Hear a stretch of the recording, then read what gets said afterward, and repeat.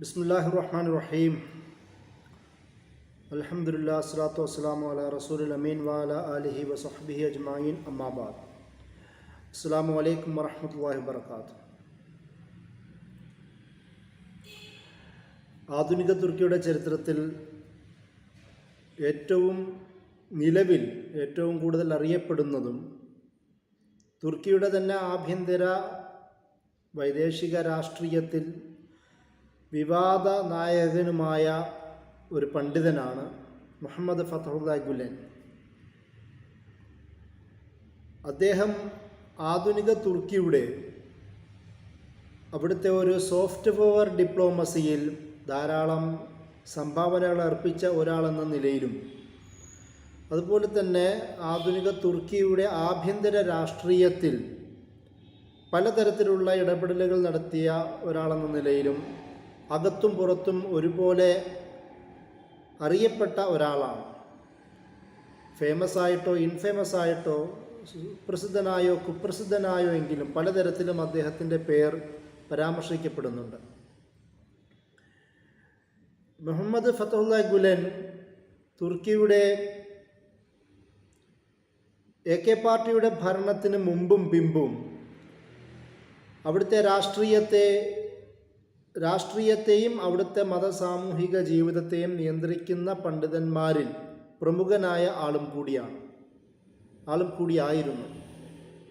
കാരണം നിലവിലെ സാമൂഹിക രാഷ്ട്രീയം തുർക്കിയുടെ ആഭ്യന്തര രാഷ്ട്രീയത്തിലെല്ലാം ഫതഹുല്ലാഹ് ഗുലെൻ ഒരു വില്ലൻ എന്ന നിലയിലാണ് ഇപ്പോൾ അറിയപ്പെടുന്നത് എന്നതുകൊണ്ടാണ് ഞാൻ അങ്ങനെ പറഞ്ഞത്. 1941 ഏപ്രിൽ 27 എർസുറും എന്ന് പറയുന്ന ഭാഗത്ത് അദ്ദേഹം ജനിക്കുന്നത്. മറ്റെല്ലാ പണ്ഡിതന്മാരെ പോലെയും തന്നെ നമ്മൾ നേരത്തെ ചർച്ച ചെയ്ത എല്ലാ പണ്ഡിതന്മാരെ പോലെയും ഇദ്ദേഹവും ആ ഭാഗത്തെ പണ്ഡിത കുടുംബത്തിൽ തന്നെയാണ് ജനിക്കുന്നത്. റമീസ് ഗുലെൻ എന്നറിയപ്പെടുന്ന പ്രാദേശിക ഇമാമായ ആ പണ്ഡിതൻ്റെയും അതുപോലെ റഫിയ ഖാനം എന്ന പ്രമുഖയായ ഒരു സ്ത്രീയുടെയും മകനായിട്ടാണ് ഇദ്ദേഹം ജനിക്കുന്നത്. ആ ഒരു കാലഘട്ടത്തിൽ 1941 കാലഘട്ടത്തിലെല്ലാം തുർക്കിയുടെ കമാലിസ്റ്റ് ഭരണകൂടം ശക്തമായിരിക്കുന്ന ഒരു ഘട്ടവും കൂടിയാണ്. കമാലിസ്റ്റ് ഭരണകൂടവും കമാലിസ്റ്റ് ചിന്താധാരയും സെക്കുലറിസ്റ്റ് ഐഡിയോളജിയും നിലനിൽക്കുന്ന ഒരു ഘട്ടത്തിൽ മതവിദ്യാഭ്യാസം ലഭിക്കുക എന്നത് സാധാരണക്കാരെ സംബന്ധിച്ചിടത്തോളം വളരെ ബുദ്ധിമുട്ട് നിറഞ്ഞ ഒരു സാഹചര്യം കൂടിയായിരുന്നു. ഈ നിരോധത്തെയൊക്കെ മറികടന്നുകൊണ്ടാണ് ഇദ്ദേഹം ജീവിച്ചിരുന്ന കുർജുക്ക് എന്ന് പറയുന്ന ഗ്രാമത്തിൽ ഖുർആൻ പഠനം നടത്തിയത് എന്ന ഒരു വിവരണം ഇദ്ദേഹത്തിൻ്റെ ചരിത്ര ഗ്രന്ഥങ്ങളിൽ നമുക്ക് കാണാം. കാരണം ഇദ്ദേഹത്തിൻ്റെ മാതാവ് തന്നെയും ആ ഒരു ഖുർആൻ പഠനം നടത്തിയ ഒരു സ്ത്രീയായിട്ടാണ് നമുക്ക് കാണുവാൻ കഴിയുന്നത്. അതുപോലെ തന്നെ മറ്റൊരു ഗ്രാമത്തിലേക്ക് പോലും ഇദ്ദേഹത്തിന് മാറി താമസിക്കേണ്ടി വന്നു. അതുകൊണ്ട് തന്നെ ഈ യാത്രകൾ അദ്ദേഹത്തിൻ്റെ സെക്യുലർ വിദ്യാഭ്യാസങ്ങളൊക്കെ അവസാനിപ്പിക്കേണ്ടി വരുന്ന സാഹചര്യവും അദ്ദേഹം വിശദീകരിക്കുന്നുണ്ട്. അദ്ദേഹം ജനിച്ച എർസുറുമിലെ തന്നെ മദ്രസ വിദ്യാഭ്യാസം പിന്നീട് പൂർത്തിയാക്കുകയും 1958 അദ്ദേഹം ആ ഭാഗത്ത് തന്നെ അവിടുത്തെ ഇജാസത്ത് ലഭിക്കുന്നു. അദ്ദേഹത്തിൻ്റെ ഉസ്താദന്മാരിൽ നിന്ന് ഇജാസത്ത് ലഭിക്കുന്നതോടുകൂടി പൊതുവായി മതപ്രഭാഷണം നടത്താൻ പറ്റുന്ന ഒരു സാഹചര്യം അദ്ദേഹത്തിൻ്റെ ഉസ്താദന്മാരിലൂടെ ലഭിക്കുന്നുണ്ട്. അതായത് നമ്മൾ നേരത്തെ പറഞ്ഞ പണ്ഡിതന്മാരിലെല്ലാം അവരുടെ ഒരു സാമ്പ്രദായിക വിദ്യാഭ്യാസ രീതി അനുസരിച്ചിട്ട് അവിടെ ഉണ്ടായിരുന്ന പണ്ഡിതന്മാരുടെ അനുവാദത്തോടു കൂടി മാത്രമാണ് സ്വതന്ത്രമായ മതവിദ്യാഭ്യാസം ഇങ്ങനെ പ്രഭാഷണങ്ങളൊക്കെ നടത്താൻ പറ്റുമായിരുന്നുള്ളൂ. അതുകൊണ്ട് തന്നെ ഇദ്ദേഹത്തിനും ആ ഒരു അനുവാദത്തോട് കൂടിയതിന് ശേഷമാണ് പിന്നീട് സ്വതന്ത്രമായൊരു വിദ്യാഭ്യാസ സംരംഭങ്ങൾക്കും അദ്ദേഹത്തിൻ്റെ പ്രവർത്തനങ്ങൾക്കും തുടക്കം കുറിക്കുന്നത്.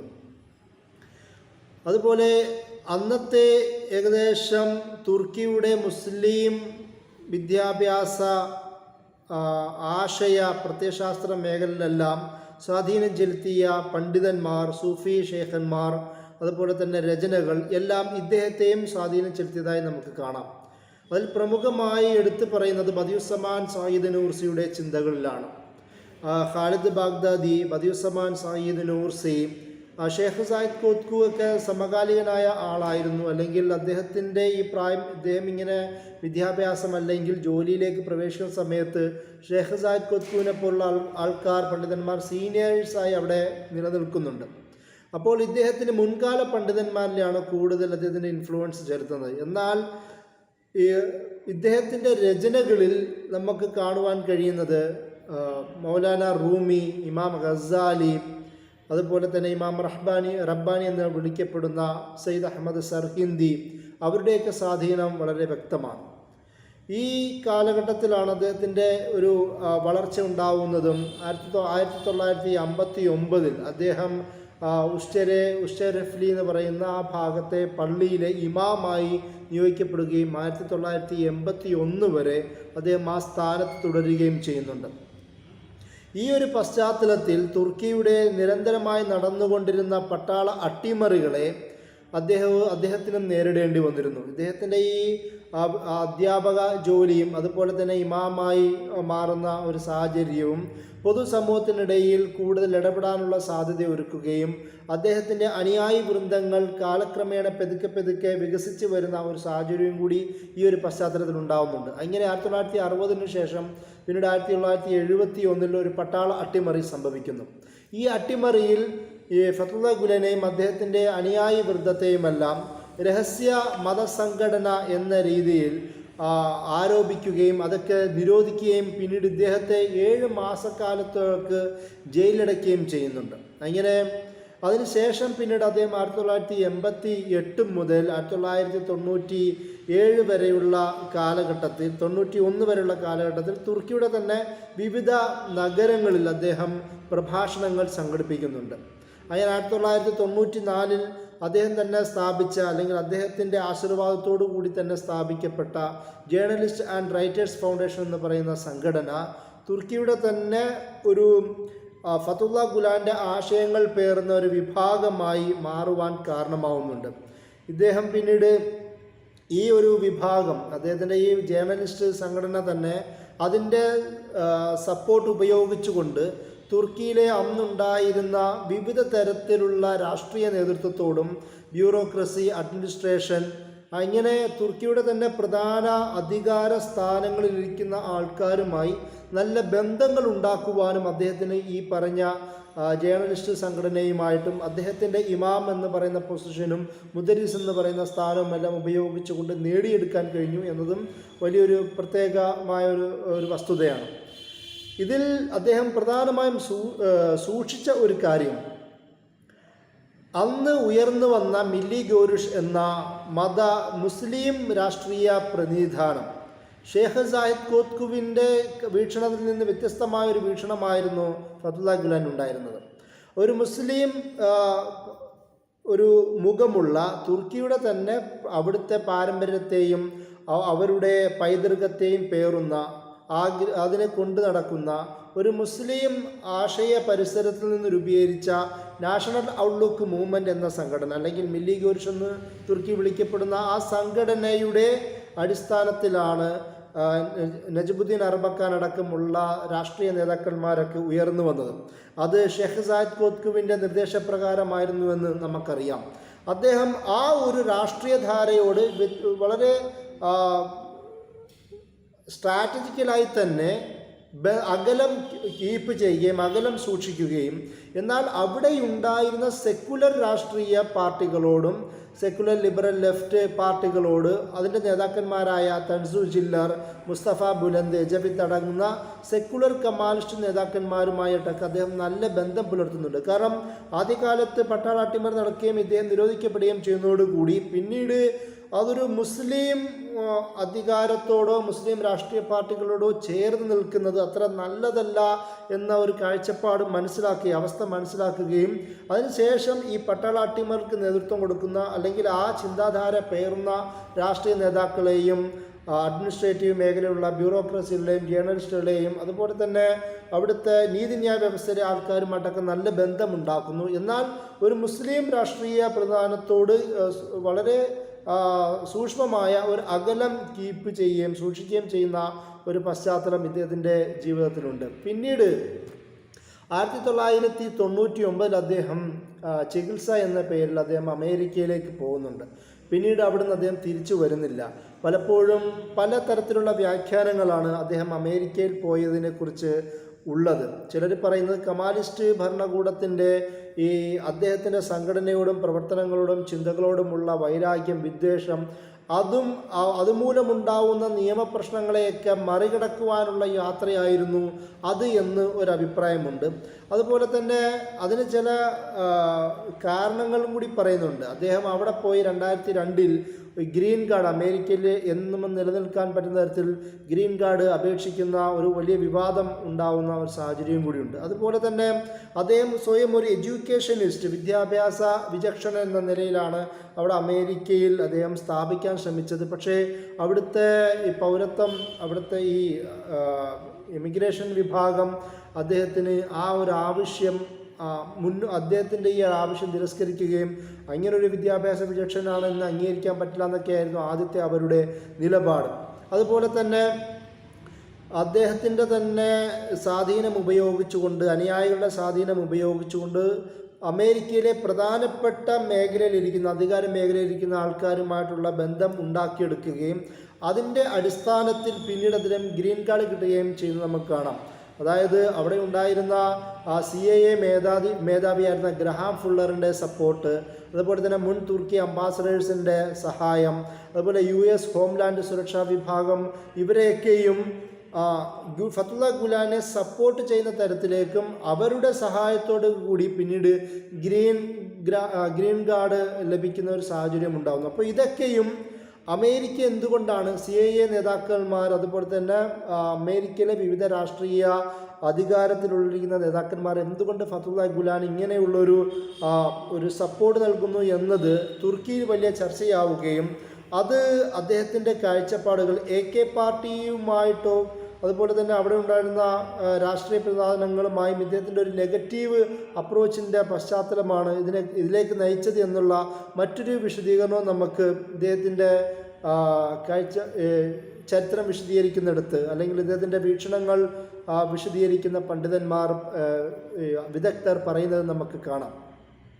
അതുപോലെ തന്നെ ഇദ്ദേഹം ആ ഭാഗത്ത്, അമേരിക്കയിലെ പെൻസിൽവാനിയ എന്ന് പറയുന്ന ആ ഭാഗത്താണ് ഒരു വലിയ ഏക്കർ കണക്കിന് 25ഓളം ഏക്കർ കണക്കിന് വിശാലമായി കിടക്കുന്ന ഒരു എസ്റ്റേറ്റിലാണ് അദ്ദേഹം അവിടെ താമസിക്കുന്നത്. ഇദ്ദേഹത്തിൻ്റെ തന്നെ ആശീർവാദത്തോടുകൂടി പിന്നീട് രൂപീകരിക്കപ്പെട്ട ഹിസ്മത്ത് ഫൗണ്ടേഷൻ്റെ കീഴിലാണ് ഈ ഒരു മുഴുവൻ സ്ഥാപനവും അദ്ദേഹത്തിൻ്റെ പ്രവർത്തനങ്ങളുമെല്ലാം നടക്കുന്നത്.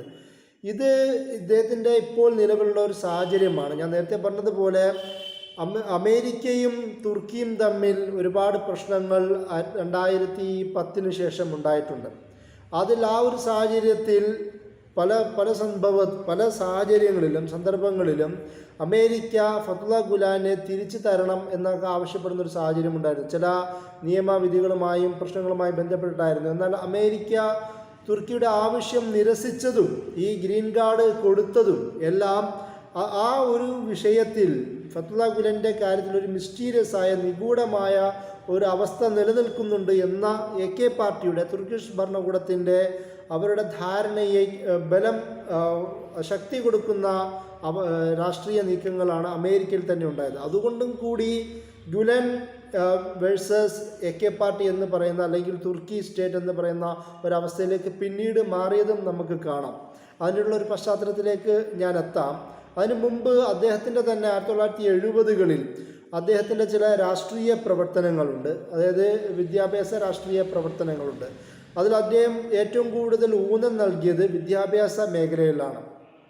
അദ്ദേഹത്തിൻ്റെ ഇഷിക് എബ്ലർ എന്ന് പറയുന്ന, അതായത് ലൈറ്റ് ഹൗസ് എന്ന രീതിയിൽ അദ്ദേഹം തുർക്കിയിലുടനീളവും, തുർക്കിയിൽ, സെൻട്രൽ ഏഷ്യ, US, അതുപോലെ തന്നെ വിവിധ യൂറോപ്യൻ നാടുകളിലുമെല്ലാം അദ്ദേഹം ഈ ഹോസ്റ്റലുകൾ രൂപീകരിക്കുന്നുണ്ട്. ഇന്ന് ഇന്ത്യയിൽ പോലും അവിടെ ഡൽഹിയിൽ കേന്ദ്രീകരിച്ചുകൊണ്ടും പിന്നീട് ഹൈദരാബാദിലുമെല്ലാം ഇവർ ഐപക് ഹോസ്റ്റൽ എന്ന് പറഞ്ഞിട്ട് ഇതേപോലെ തന്നെ ലൈറ്റ് ഹൗസുകൾ അദ്ദേഹം ഉണ്ടാക്കുന്നുണ്ട്, അദ്ദേഹത്തിൻ്റെ അനുയായികൾ ഉണ്ടാക്കുന്നുണ്ട്.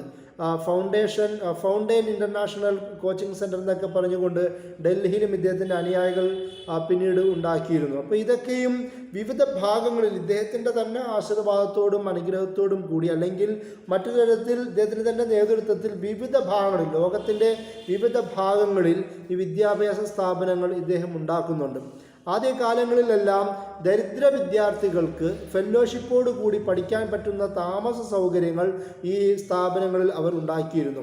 അതിനുശേഷം അവർ ധാരാളം തുർക്കി സ്റ്റേറ്റുകളിൽ നിന്ന്, തുർക്കിയുമായി ബന്ധമുള്ള ഒരു റേഷ്യൽ കണക്ഷനുള്ള വിവിധ രാഷ്ട്രങ്ങളിൽ നിന്ന് വിദ്യാർത്ഥികളെ കൊണ്ടുവരികയും അവർക്കും ഇതേപോലെ സൗകര്യങ്ങൾ ഏർപ്പെടുത്തുകയും ചെയ്യുന്ന ഒരു വർക്ക് ഇദ്ദേഹം ചെയ്തിട്ടുണ്ടായിരുന്നു. അതുപോലെ തന്നെ ഈ സ്ഥാപനങ്ങളിൽ പുറത്തുനിന്ന് കൊണ്ടുവരുന്ന വിദ്യാർത്ഥികൾക്ക് അവർക്ക് ജോലി ഏൽപ്പിക്കുകയും സ്ഥാപനത്തിൻ്റെ നേതൃത്വം അവരുടെ കയ്യിൽ കൊടുക്കുകയും പലതരത്തിലുള്ള മാനേജ്മെൻറ്റ് ഉത്തരവാദിത്തങ്ങൾ അവരെ ഏൽപ്പിക്കുകയും അതിനുള്ള ശമ്പളം കൊടുക്കുകയും ചെയ്യുന്ന ഒരവസ്ഥയും കൂടി ഉണ്ടായിരുന്നു. ഇപ്പോൾ ഡൽഹിയിലുണ്ടായിരുന്ന ആ സ്ഥാപനങ്ങളിൽ അവിടെയും ഇതുപോലെ തന്നെ കേരളത്തിലുള്ള വിവിധ മതസ്ഥാപനങ്ങളിൽ നിന്ന് വന്ന ചെറുപ്പക്കാർ, വിദ്യാർത്ഥികൾ അവർക്ക് താമസ സൗകര്യം ഒരുക്കി കൊടുക്കുകയും അതിൽ ലീഡർഷിപ്പ് ക്വാളിറ്റിയുള്ള വിദ്യാർത്ഥികൾക്ക് അവിടെയുള്ള ചില ചുമതലകൾ ഏൽപ്പിക്കുകയും അതിലൂടെ അവർക്ക് ശമ്പളം കൊടുക്കുന്ന ഒരു സാഹചര്യങ്ങളൊക്കെയും ഡൽഹിയിൽ അവർ ചെയ്തിരുന്നു. ഡൽഹിയിലും അതുപോലെ തന്നെ ഹൈദരാബാദ് അടക്കമുള്ള വിവിധ ഭാഗങ്ങളിലും അത് ചെയ്തിരുന്നു. അപ്പോൾ ഈ ഒരു തരത്തിലാണ് ഇവരുടെ ലൈറ്റ് ഹൗസുകൾ പ്രവർത്തിച്ചിരുന്നത്. അതുപോലെ തന്നെ 80കളിലും 800കളിലും തുർക്കുത്ത് ഒസാൽ എന്ന് വിളിക്കപ്പെടുന്ന തുർക്കിയുടെ ഒരു മോഡറേറ്ററായ ഒരു ഭരണാധികാരി തുർക്കിയുടെ ഭരണരംഗത്തേക്ക് വരുന്നുണ്ട്. അദ്ദേഹത്തിൻ്റെ കാലഘട്ടത്തിൽ തുർക്കിയിലെ ഒരു ഭരണകൂട സഹായം ഇദ്ദേഹം നേടിയെടുക്കുന്നുണ്ട്.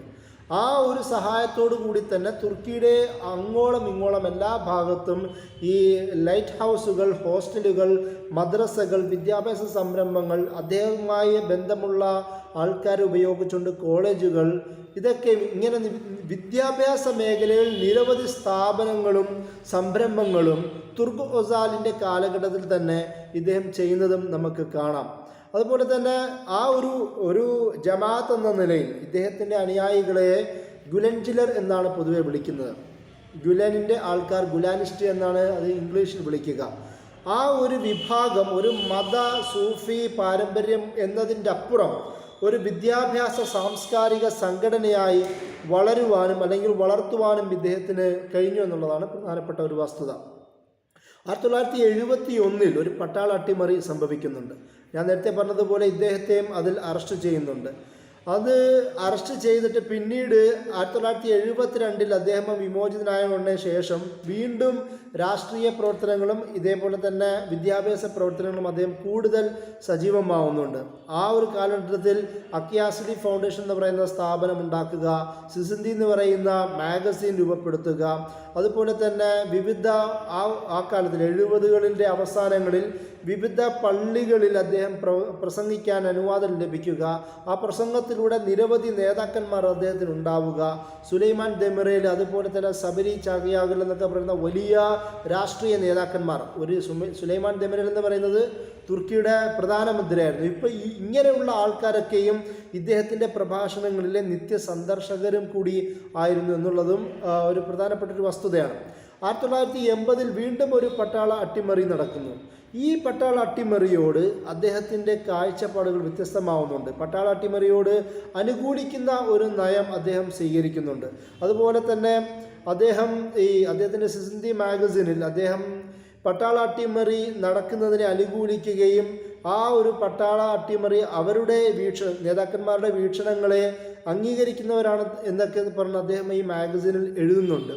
അതുപോലെ തന്നെ ഈ തുർക്കിയുടെ തന്നെ ഒരു സവിശേഷത, അവർ സെക്യുലറിസ്റ്റ് ആണെങ്കിലും കമ്മ്യൂണിസ്റ്റ് വിരുദ്ധരാണ്. കാരണം തുർക്കി രാഷ്ട്രീയപരമായി അമേരിക്കയുടെ ക്യാമ്പിലാണുള്ളത്. ശീതയുദ്ധ പശ്ചാത്തലത്തിൽ അമേരിക്ക തുർക്കിയെ ഒരു മുസ്ലിം രാഷ്ട്രം എന്ന നിലയിൽ തുർക്കിയെ ഉപയോഗിക്കുന്ന ഒരു സാഹചര്യം കൂടിയായിരുന്നു. ആ ഒരു പശ്ചാത്തലത്തിൽ മുഴുവൻ കമ്മ്യൂണിസ്റ്റുകളും തുർക്കിയുടെ തന്നെ രാഷ്ട്രീയ നേതൃത്വം ഏറെക്കുറെയൊക്കെ കമ്മ്യൂണിസ്റ്റ് വിരുദ്ധനാണ്. അതിന് മറ്റൊരു കാരണവും കൂടിയുണ്ട്. തുർക്കിയുടെ ഉള്ളിൽ കുർദിഷ് നാഷണലിസം ശക്തമാവുന്നതും ആ കുർദിഷ് നാഷണലിസത്തിന് നേതൃത്വം കൊടുക്കുന്നവരും ബഹുഭൂരിപക്ഷം മാവോയിസ്റ്റ്, കമ്മ്യൂണിസ്റ്റ്, സോഷ്യലിസ്റ്റ് വിഭാഗക്കാരായിരുന്നു. അതും കൊണ്ടും കൂടിയും തുർക്കിയുടെ തന്നെ ആഭ്യന്തര വിഷയമായും എന്നതും അതുപോലെ തന്നെ അമേരിക്കയുടെ കോൾഡ് വാർ പശ്ചാത്തലത്തിലുമെല്ലാം ഇവർ സെക്യുലറിസ്റ്റായി നിലനിൽക്കെ തന്നെ കമ്മ്യൂണിസ്റ്റ് വിരുദ്ധരും കൂടിയായിരുന്നു. അപ്പോൾ ഈ പട്ടാള അട്ടിമറി നടത്തിയ നേതാക്കന്മാരുടെ കമ്മ്യൂണിസ്റ്റ് വിരുദ്ധതയെ പ്രകീർത്തിക്കുന്ന ഒരു നയവും കൂടി ഈ ഒരു പശ്ചാത്തലത്തിൽ പട്ടാള അട്ടിമറിക്ക് ശേഷം 80കളിലെ പട്ടാള അട്ടിമറിക്ക് ശേഷം ഫത്തുല്ലാ ഗുലാൻ ചെയ്യുന്നതും നമുക്ക് കാണാം. അതുപോലെ തന്നെ പക്ഷേ ഈ പറയുന്ന അദ്ദേഹത്തിൻ്റെ അനുകൂല നിലപാട്, പട്ടാള അട്ടിമറി അംഗീകരിക്കുക, അവരോടൊരു അനുനയ സമീപനം സ്വീകരിക്കുക എന്നതെല്ലാം അദ്ദേഹത്തിന് വ്യക്തിപരമായി ആദ്യകാലത്ത് ഗുണം ചെയ്തില്ല എന്നുള്ളതാണ്. കാരണം അദ്ദേഹത്തെയും പട്ടാള അട്ടിമറിന് ശേഷം ഈ പട്ടാള നേതാക്കന്മാർ തന്നെ ഇത്രയും വലിയ സ്റ്റേറ്റ്മെൻ്റൊക്കെയും പട്ടാള അട്ടിമറി അനുകൂലിച്ച് സംസാരിച്ച ഗുലനെ തന്നെ അവരും അറസ്റ്റ് ചെയ്യുകയും അത് ഭീഷണിയും അദ്ദേഹത്തിനെതിരെ അറസ്റ്റ് വാറണ്ട് മുഴക്കുകയൊക്കെ ചെയ്യുന്നതും നമുക്ക് കാണാൻ കഴിയും. പിന്നീട് 80കൾക്ക് ശേഷം 90ൻ്റെ ആ ഒരു പശ്ചാത്തലത്തിൽ തുർക്കിയിലെ ഒരു ഇസ്ലാമിക രാഷ്ട്രീയ അല്ലെങ്കിൽ മുസ്ലിം രാഷ്ട്രീയ പ്രസ്ഥാനം ശക്തമാവുന്നുണ്ട് നജമുദ്ദീൻ അർബക്കാൻ്റെ നേതൃത്വത്തിൽ. അദ്ദേഹത്തിൻ്റെ കാഴ്ചപ്പാടുകളോട് ഫത്തുല്ലാ ഗുലാൻ എതിർന്നു നിൽക്കുന്ന ഒരു സമീപനമാണ്, ഒരു ചിത്രമാണ് നമുക്ക് കാണുവാൻ കഴിയുന്നത്. അതായത് ഇദ്ദേഹത്തിൻ്റെ ഒരു കാഴ്ചപ്പാടിനനുസരിച്ച്, ഫത്തുല്ലാ ഗുലാൻ്റെ ഒരു കാഴ്ചപ്പാടിൽ അദ്ദേഹം പറയുന്നത് സെക്കുലർ രാഷ്ട്രീയ ഘടനയോട് യുദ്ധം ചെയ്യുന്നതിന് പകരം വിശ്വാസികൾ ആത്മീയ വിദ്യാഭ്യാസ വളർച്ചയ്ക്കാണ് കൂടുതൽ പ്രാമുഖ്യം നൽകേണ്ടതെന്ന് അദ്ദേഹം പറയുന്നുണ്ട്. അതുപോലെ തന്നെ ഹെഡ് സ്കാർഫ് പോലുള്ള തുർക്കിഷ് മതേതര ഭാവനയെ വെല്ലുവിളിക്കുന്ന പൊതുയിടങ്ങളിലെ ഇസ്ലാമിക ദൃശ്യതയെ സംബന്ധിച്ച ചർച്ചകളിൽ നിന്ന് ഇദ്ദേഹം അകന്ന് നിൽക്കുന്നുണ്ട്. അങ്ങനെ അകന്ന് നിന്നിട്ട്, കാരണം ഹെഡ് സ്കാർഫ് പോലുള്ള വിഷയങ്ങൾ തുർക്കിയുടെ 1920കൾക്ക് ശേഷം 2000 വരെയെങ്കിലും പ്രധാനപ്പെട്ട ആഭ്യന്തര വിഷയമായിരുന്നു. അങ്ങനെയുള്ള വിഷയങ്ങളിൽ നിന്ന് അദ്ദേഹം തന്ത്രപൂർവ്വം അകന്നു നിൽക്കുന്ന ഒരു കാഴ്ചയും കൂടി നമുക്ക് കാണാം. അതിന് ചില നിരീക്ഷകർ പറയുന്നത് അത് അവിടുത്തെ സെക്യുലർ അധികാര ഘടനയെ പിണക്കാതിരിക്കാനുള്ള അദ്ദേഹത്തിൻ്റെ നിലപാടായിരുന്നു അതെന്ന് ചില പണ്ഡിതന്മാർ നിരീക്ഷിക്കുന്നുണ്ട്. അതുകൊണ്ട് തന്നെ ഗുലൻ്റെ ഈ മൂവ്മെൻറ്റിനെ ഗുലൻ മൂവ്മെൻറ്റ് എന്ന് വിളിക്കുന്ന, അല്ലെങ്കിൽ ഹിസ്ബന്ദ് മൂവ്മെൻറ്റ് എന്ന് അദ്ദേഹം രൂപീകരിച്ച, അല്ലെങ്കിൽ ഗുലൻജിലൻ എന്ന് വിളിക്കപ്പെടുന്ന ആ മുഴുവൻ അനുയായികളെ കൂട്ടം ഒരു അരാഷ്ട്രീയ വിഭാഗം എന്ന നിലയിലാണ് തുർക്കിയുടെ ആഭ്യന്തര മേഖലയിൽ, സാമൂഹിക രാഷ്ട്രീയ മേഖലയിലെ ചർച്ചകളിൽ വിശേഷിപ്പിക്കപ്പെട്ടത്. അതും പോരാതെ 1995 നജമുദ്ദീൻ അർബക്കാൻ്റെ പാർട്ടി, വെൽഫെയർ പാർട്ടി ഇലക്ഷനിൽ ജയിക്കുന്നുണ്ട്.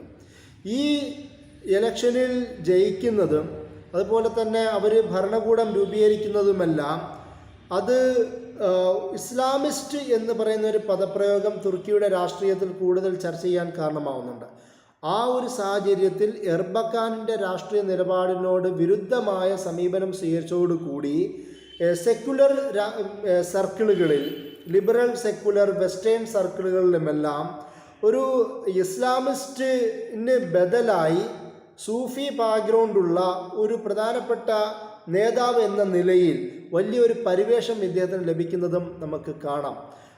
അതിൻ്റെ കൂടെ തന്നെ ഈ അവിടുത്തെ കമാലിസ്റ്റ് നേതൃത്വമെല്ലാം ഈ ഒരു സാഹചര്യത്തിൽ ഫത്തുല്ലാ ഗുലാനെ ഉയർത്തിക്കാട്ടുകയും നജമുദ്ദീൻ അർബക്കാനെയും അദ്ദേഹത്തിൻ്റെ കൂടെയുള്ള രാഷ്ട്രീയ ഭാവനയെയും ഇകഴ്ത്തിക്കാട്ടുകയും ചെയ്യുന്ന ഒരു സാഹചര്യം കൂടി അന്നുണ്ട്. അതുപോലെ തന്നെ അദ്ദേഹത്തിൻ്റെ അവിടുത്തെ രാഷ്ട്രീയ നേതാക്കളായിരുന്ന തുർഗുത് ഒസാൽ, തൻസു ചില്ലർ, ബുലന്ദ് എജവിത്ത് അടക്കമുള്ള ഉന്നത നേതാക്കന്മാരുമായിട്ടുള്ള ഈ ബന്ധങ്ങളും ഇതിൻ്റെ ഇടയിൽ അദ്ദേഹം ശക്തമാക്കുന്നുണ്ട്.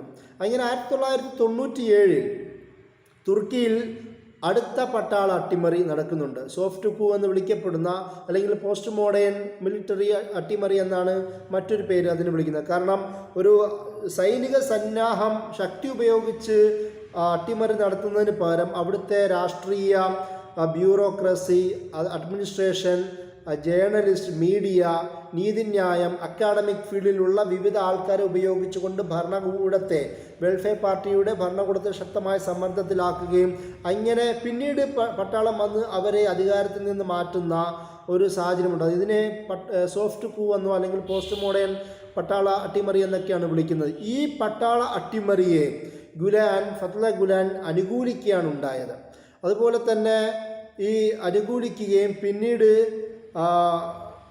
അവിടെ ഉണ്ടായിരുന്ന പുതിയ ഭരണകൂടത്തെ അല്ലെങ്കിൽ മിലിറ്ററി ഭരണകൂടത്തെ കൂടുതൽ സപ്പോർട്ട് ചെയ്യുന്ന ഒരു സമീപനം ഉണ്ടാകും. പക്ഷേ ഈ സമീപനവും എല്ലാ പട്ടാള അട്ടിമറി നടക്കുമ്പോഴും തുർക്കിയിൽ നടക്കുന്ന ഒരു പ്രധാനപ്പെട്ട പരിപാടി, അവിടെ മതപരമായി പ്രവർത്തിക്കുന്ന മതകീയ ബാക്ക്ഗ്രൗണ്ടുള്ള എന്താവട്ടെ, സംഘടനകളാവട്ടെ, ത്വരീക്കത്തുകളാവട്ടെ, വിദ്യാഭ്യാസ കേന്ദ്രങ്ങളാവട്ടെ, എല്ലാത്തിനെയും ബാൻ ചെയ്യുന്ന ഒരു സമീപനം ചരിത്രപരമായി തന്നെ അവിടുത്തെ പട്ടാളം നേതൃത്വം സ്വീകരിക്കുന്നുണ്ട്. അതിനാൽ തന്നെ ഇത്രയും വലിയ പട്ടാള അട്ടിമറി നടന്നിട്ടും അതിനെ അംഗീകരിച്ച ഗുലനെ വീണ്ടും ഈ പട്ടാള ഭരണകൂടം തന്നെ അത് അദ്ദേഹത്തിൻ്റെ മേൽ കൺട്രോൾ ചെയ്യാൻ ശ്രമിക്കുകയും 1997 ഡിസംബർ 23 ഇദ്ദേഹത്തിൻ്റെ അനുയായികൾ നടത്തി വന്ന ഏകദേശം 300-ലധികം പ്രൈവറ്റ് സ്കൂളുകൾ ഭരണകൂടം പിടിച്ചെടുക്കുകയും ചെയ്യുന്ന ഒരു സാഹചര്യം കൂടിയുണ്ട്. അതിനുശേഷമാണ് ഞാൻ നേരത്തെ പറഞ്ഞതുപോലെ ഇങ്ങനെ ഒരു പ്രതിലോമപരമായ രാഷ്ട്രീയ സാഹചര്യം രൂപപ്പെടുന്നതോടുകൂടി അദ്ദേഹം അവിടുന്ന് 1999 മാർച്ച് 31 അമേരിക്കയിലേക്ക് മാറി താമസിക്കുന്നത്. ഈ പശ്ചാത്തലത്തിലാണ് അദ്ദേഹത്തിന് സ്വതന്ത്രമായി പ്രവർത്തിക്കാൻ കഴിയില്ല എന്ന് മനസ്സിലാക്കുകയും എന്തൊക്കെ അനുനയ സമീപനം പട്ടാള ഭരണകൂടത്തോട് സ്വീകരിച്ചിട്ടും അതൊക്കെയും തനിക്ക് തന്നെ എതിരായി വരുന്ന സാഹചര്യം ഉണ്ടാകുന്നതോടുകൂടി അദ്ദേഹം അവിടുന്ന് യാത്രയാവുകയാണ് ചെയ്യുന്നത്. പക്ഷേ പിന്നീട് 2000 കൂടി വരുമ്പോൾ തുർക്കിയുടെ ആഭ്യന്തര രാഷ്ട്രീയവും വൈദേശിക രാഷ്ട്രീയവും ശക്തമായ മാറ്റങ്ങൾക്ക് വിധേയമാവുന്നു. AK party രൂപീകരിക്കപ്പെടുന്നു. 2021 ഇലക്ഷനിൽ AK പാർട്ടി ബഹുഭൂരിഷത്തോടെ ജയിക്കുന്നു. ഒരു മുസ്ലിം മെൻറ്റാലിറ്റിയുള്ള തുർക്കിഷ് മുസ്ലിം ദേശീയത ഉയർത്തിക്കാട്ടുന്ന അവിടുത്തെ ഒരു സാമ്പ്രദായിക മതകീയ ചിഹ്നങ്ങളുടെ അനുകൂല നിലപാട് സ്വീകരിക്കുന്ന ഒരു സംഘടന പാർട്ടി എന്ന നിലയിൽ AK പാർട്ടിയുടെ സ്വാധീനവും AK പാർട്ടിയുടെ അധികാരവും ഗുലാൻ മൂവ്മെൻറ്റ് പോസിറ്റീവായിട്ടാണ് കണ്ടത്. അവർ ഈ AK പാർട്ടിയുമായിട്ടുള്ള നല്ല ബന്ധമുണ്ടാക്കുകയും അവരുടെ വിവിധ പത്രപ്രസിദ്ധീകരണങ്ങളിലൂടെ AK പാർട്ടി ഭരണകൂടത്തിന് ശക്തമായ പിന്തുണ നൽകുകയും ചെയ്യുന്ന സാഹചര്യങ്ങളൊക്കെ ഉണ്ടാകുന്നത്. അതുകൊണ്ട് ഒരു വളരെ സുന്ദരമായ ഒരു കാലഘട്ടം എന്നാണ് 2001 മുതൽ 2010 വരെയുള്ള കാലഘട്ടത്തെ ചില ആൾക്കാർ വിശദീകരിക്കുന്നത്.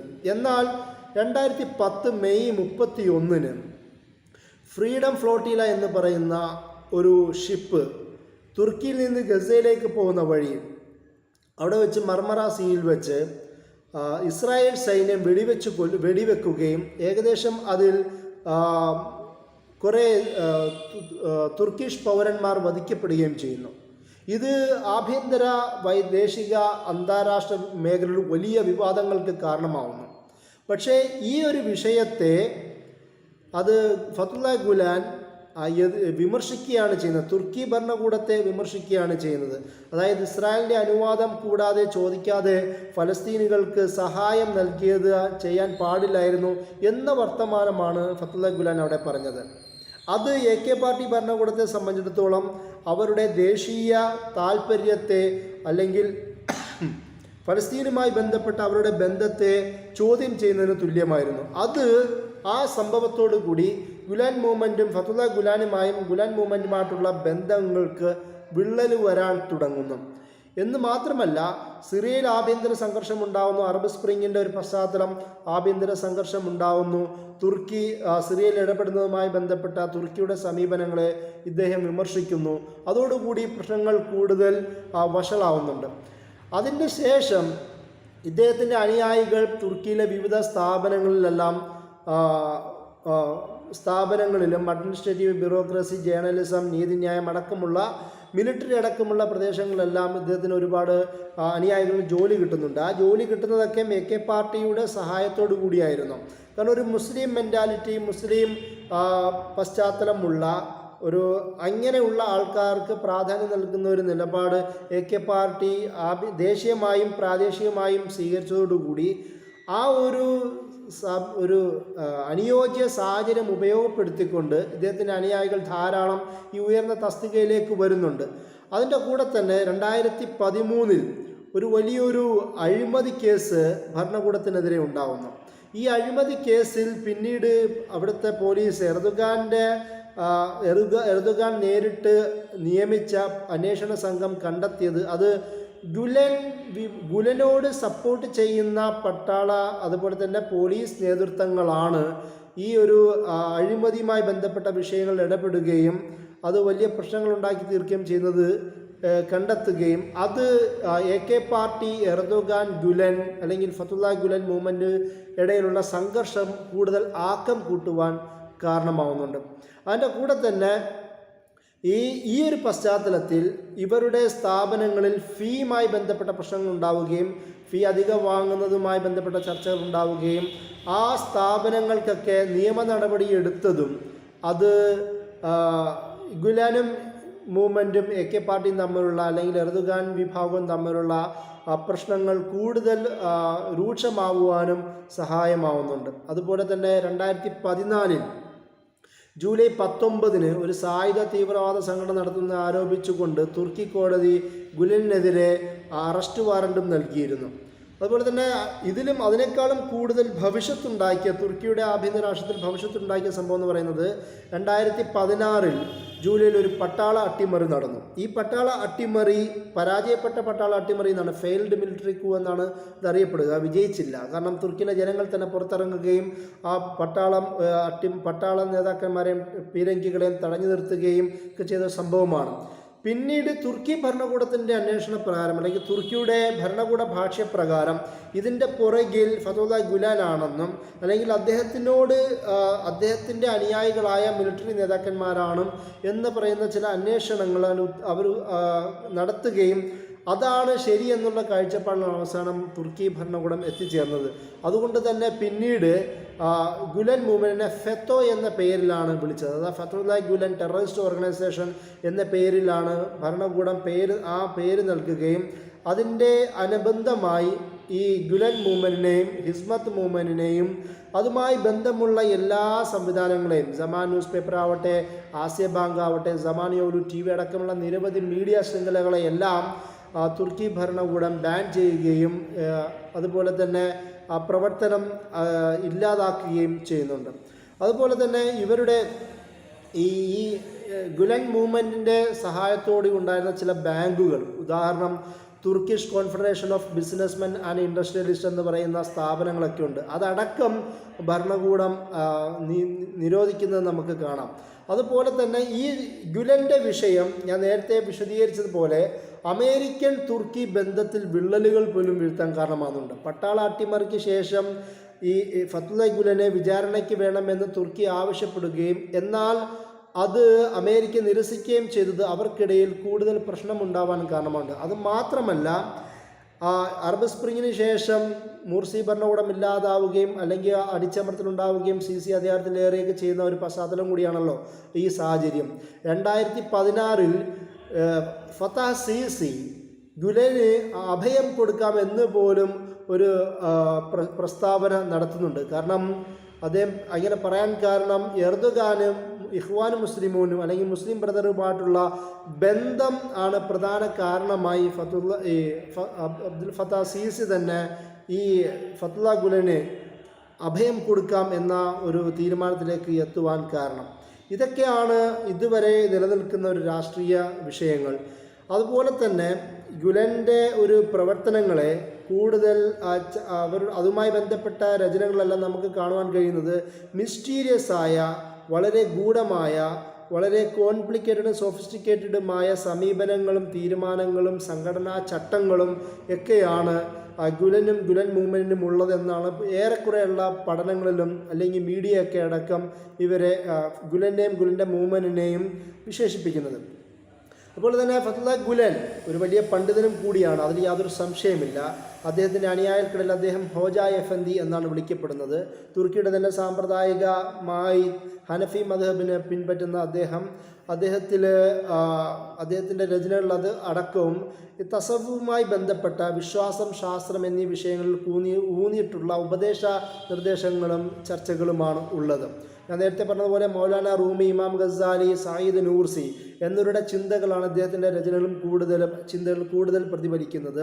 അതുപോലെ തന്നെ സേവനം, സർവീസ്, ഹിസ്മത്ത് എന്ന പേരിൽ അദ്ദേഹം നടത്തുന്ന അദ്ദേഹത്തിൻ്റെ പ്രവർത്തനങ്ങളെല്ലാം സേവനം പ്രധാന വിഷയമായി അദ്ദേഹം ചർച്ച ചെയ്തിട്ടുണ്ട്.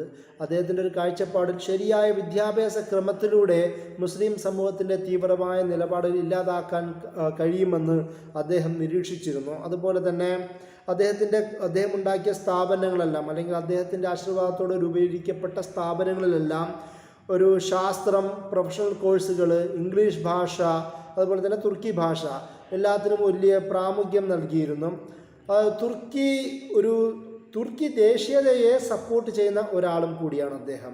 അതുപോലെ തന്നെ അദ്ദേഹത്തിൻ്റെ ഒരു ആധുനിക നിലവാരത്തിനൊപ്പം തന്നെ ഒരു ധാർമ്മിക മതബോധമുള്ള ഒരു തലമുറയുടെ നിർമ്മിതി വേണമെന്നുള്ളതാണ് അദ്ദേഹത്തിൻ്റെ വിദ്യാഭ്യാസ പ്രസ്ഥാനത്തിൻ്റെയൊക്കെ പ്രധാനപ്പെട്ട ഉദ്ദേശം. അദ്ദേഹത്തിൻ്റെ ഈ ഐപെക് ഹോസ്റ്റൽ പോലുള്ള നിരവധി ഹോസ്റ്റലുകൾ ഉണ്ടാവുക, അതിൽ നിന്ന് കിട്ടുന്ന ഫീ അത് വിദ്യാഭ്യാസ പ്രവർത്തനങ്ങളിൽ ഇൻവെസ്റ്റ് ചെയ്യുക, വിദ്യാഭ്യാസ പ്രവർത്തനങ്ങളിൽ കിട്ടുന്ന ഫീ അദ്ദേഹത്തിൻ്റെ ഇങ്ങനെയുള്ള ബിസിനസ് സംരംഭങ്ങളും ഇൻവെസ്റ്റ് ചെയ്യുക. ഇങ്ങനെ പരസ്പരം ഒരു പൂരകമായ ബന്ധം അദ്ദേഹം കച്ചവടത്തിലും വിദ്യാഭ്യാസത്തിലും, അല്ലെങ്കിൽ ഇതേപോലെ അദ്ദേഹം ഉണ്ടാക്കിയ നിരവധി സംഘടനകളിലൂടെയും അദ്ദേഹം അത് ചെയ്തതും നമുക്ക് കാണാം. അതിൻ്റെ കൂടെ തന്നെ യൂറോപ്പിൻ്റെ സാംസ്കാരിക ഭാവന ഭയങ്കര ആനന്ദം കൊള്ളുന്ന ഒരു സെക്കുലർ കമാലിസ്റ്റ് കാലഘട്ടത്തിനെ എതിരിടുക, അല്ലെങ്കിൽ അതിന് ബദലായി ഒരു മുസ്ലിം ധാർമ്മിക നിലവാരം പുലർത്തുന്ന ഒരു വിഭാഗത്തെ വികസിപ്പിക്കേണ്ടത് അനിവാര്യമാണെന്നാണ് അദ്ദേഹത്തിൻ്റെ മറ്റൊരു ചിന്തയിലുള്ളത്.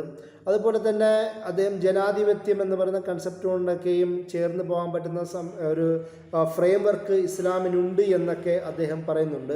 അതുപോലെ തന്നെ അധികാര കൈമാറ്റവുമായി ബന്ധപ്പെട്ട തിരഞ്ഞെടുപ്പ് രാഷ്ട്രീയം അനിവാര്യമാണെന്ന് അദ്ദേഹം വീക്ഷിക്കുന്നുണ്ട്. ഇതൊക്കെയും അദ്ദേഹം പറയുന്നുണ്ടെങ്കിൽ പോലും പല തിരഞ്ഞെടുപ്പുകളിൽ മുസ്ലിം രാഷ്ട്രീയ പ്രധാനമുള്ള രാഷ്ട്രീയ പാർട്ടികളുടെ വിജയങ്ങളെ അദ്ദേഹം അത്ര അനുകൂലമായി കണ്ടില്ല എന്നത് വളരെ പാരഡോക്സിക്കലായ വിരോധാഭാസം നിറഞ്ഞ ഒരു സംഭവം കൂടിയാണ് എന്നത് എടുത്തു പറയേണ്ട ഒരു വിഷയം കൂടിയാണ്. അദ്ദേഹം അതിൻ്റെ കൂടെ തന്നെ ഞാൻ നേരത്തെ പറഞ്ഞതുപോലെ ഇങ്ങനെയുള്ള രാഷ്ട്രീയ ഉള്ളപ്പോഴും വിദ്യാഭ്യാസ സേവന മേഖലകളിലാണ് അദ്ദേഹത്തിൻ്റെ കൂടുതൽ ചിന്തകളും രചനകളും പ്രവർത്തനങ്ങളും ഉള്ളത്.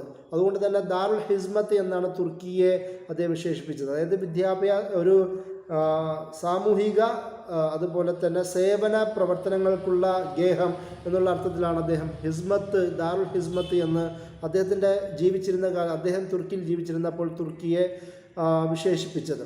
അതുപോലെ തന്നെ അദ്ദേഹത്തിൻ്റെ മറ്റൊരു കാഴ്ചപ്പാട് പരിശീലനത്തിലുള്ള വളരെ ട്രെയിൻഡ് ചെയ്തെടുക്കപ്പെട്ട ഉന്നത ബൗദ്ധിക നിലവാരമുള്ള ഒരു വിഭാഗത്തിൻ്റെ കൈകളിൽ ഭരണകൂടത്തിൻ്റെ നിയന്ത്രണം ഭദ്രമായിരിക്കുമെന്ന് അദ്ദേഹം വിശദീകരിക്കുന്നുണ്ട്.